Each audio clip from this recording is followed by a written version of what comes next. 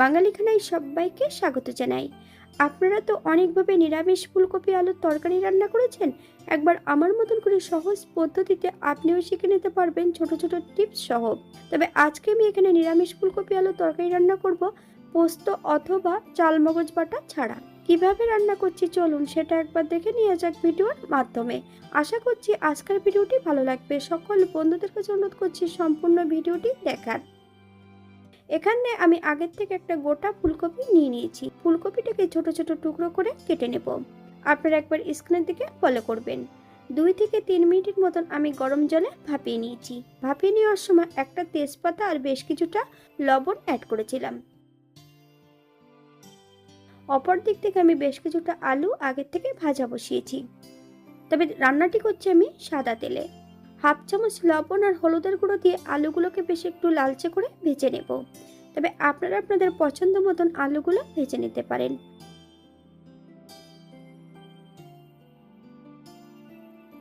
বাঙালি রান্না ঘরোয়া উপকরণ দিয়ে আপনাদের যদি রান্নাগুলো পছন্দ হয় তাহলে চ্যানেলটি সাবস্ক্রাইব করে দিয়ে পাশে থাকবেন।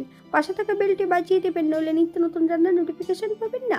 আমার এই চ্যানেলে আমিষ, নিরামিষ এবং বিভিন্ন ধরনের ফুলকপি রেসিপি দেওয়া আছে। আপনাদের যদি পছন্দ হয় তাহলে চ্যানেলটি ঘুরে একবার দেখে নেবেন।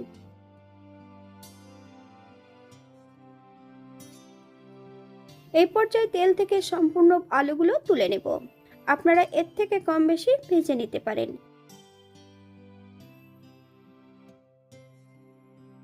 একই তেলের মধ্যে বেশ কিছুটা হলুদের গুঁড়ো অ্যাড করব। ভাপিয়ে নেওয়া সম্পূর্ণ ফুলকপিগুলো অ্যাড করে দেব।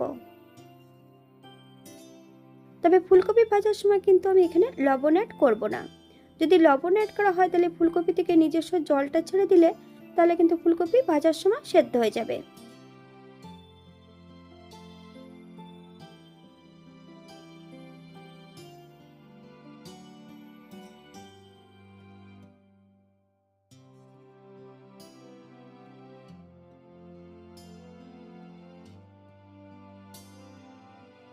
ফুলকপিগুলো ভাজা হতে থাক। আপনারা একবার স্ক্রিনের দিকে ফলো করবেন।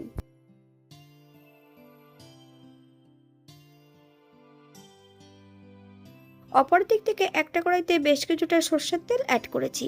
তেল গরম হওয়া পর্যন্ত অপেক্ষা করতে হবে। ফোড়নে রেখেছি সাদা জিরে।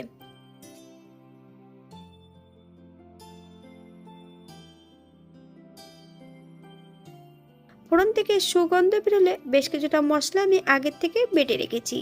আদা, জিরে, ধনে একই সঙ্গে বেটে নিয়েছি। সম্পূর্ণ বাটা মশলাটা অ্যাড করব। মিডিয়াম আঁচে বেশ কিছু সময় মশলাটা ভেজে নিতে হবে।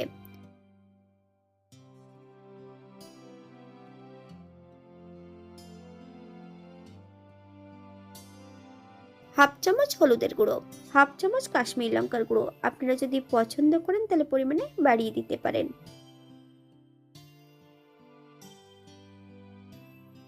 মশলা ধোয়া বাটি থেকে বেশ কিছুটা জল অ্যাড করব।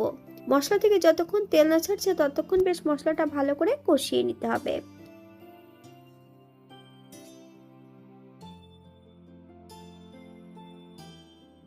এখানে আমি বেশ কিছুটা কাঁচা লঙ্কা ফালি দিয়ে অ্যাড করেছি। আপনারা যদি পছন্দ করেন তাহলে পরিমাণে বাড়িয়ে দিতে পারেন। এক টুকরো চুই ঝাল। ভেজে রাখা সম্পূর্ণ আলুগুলো অ্যাড করে দেব। মশলা সহ আলু দিয়ে বেশ কিছু সময় কষিয়ে নিতে হবে।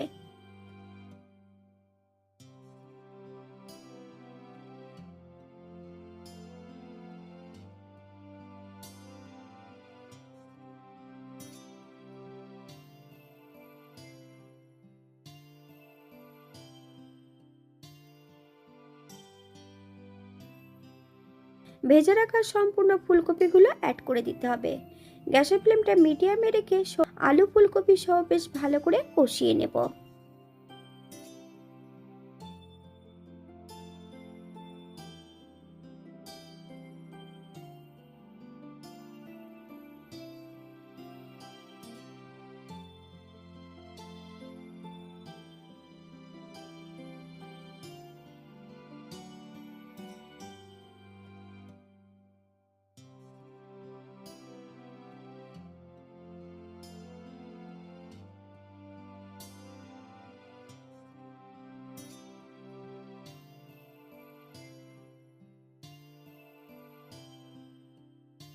এখানে আমি গ্রেভির জন্য 2 কাপ জল অ্যাড করব।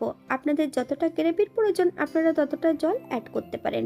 হাফ চামচ লবণ, আপনার স্বাদ অনুসারে লবণটা অ্যাড করবেন।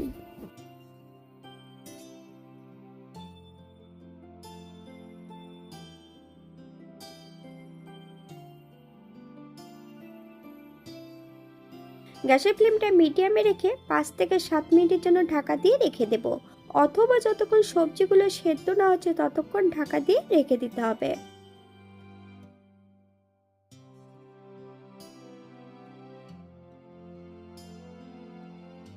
7 মিনিট পর এই পর্যায়ে একবার চেক করে নিতে হবে যে সবজিগুলো সেদ্ধ হয়েছে কিনা।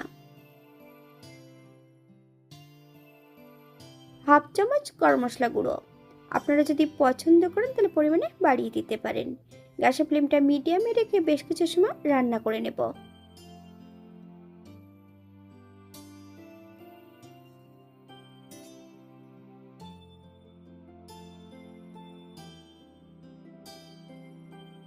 হাফ চামচ ঘি, গ্যাসের ফ্লেমটা অফ করে দিয়ে 5 মিনিটের জন্য স্ট্যান্ডিং টাইম দেব, তারপর সার্ভ করব। এটা দেখতে যেমন ভারী সুন্দর হয়েছিল, এটা গরম ভাতে, রুটি, পরোটা, লুচি সবকিছুর সঙ্গে অসম্ভব ভালো লাগবে। আপনারা বাড়িতে একবার একই পদ্ধতিতে বানিয়ে নেবেন। আজকে ফুলকপি আলুর তরকারি রেখেছিলাম সম্পূর্ণ নিরামিষ, আপনারা যে কোনো একদিন নিরামিষের দিন এটা তৈরি করতে পারেন। এখানে যে উপকরণগুলো আমি অ্যাড করেছি আপনারা এর থেকে কম বেশি করে নিতে পারেন। পেঁয়াজ, রসুন বা অন্যান্য যদি উপকরণ পছন্দ করেন তাহলে অ্যাড করতে পারেন। আজকের ভিডিওটি এই পর্যন্ত। সবাই সুস্থ থাকবেন, ভালো থাকবেন। অন্যদিন নতুন রেসিপি নিয়ে আপনাদের সামনে আবার আমি হাজির হব। নতুন ও পুরনো সকল বন্ধুদের অসংখ্য ধন্যবাদ ভিডিওটি দেখার জন্য। হাতে যদি সময় থাকে তাহলে একটা লাইক, কমেন্ট, শেয়ার করবেন।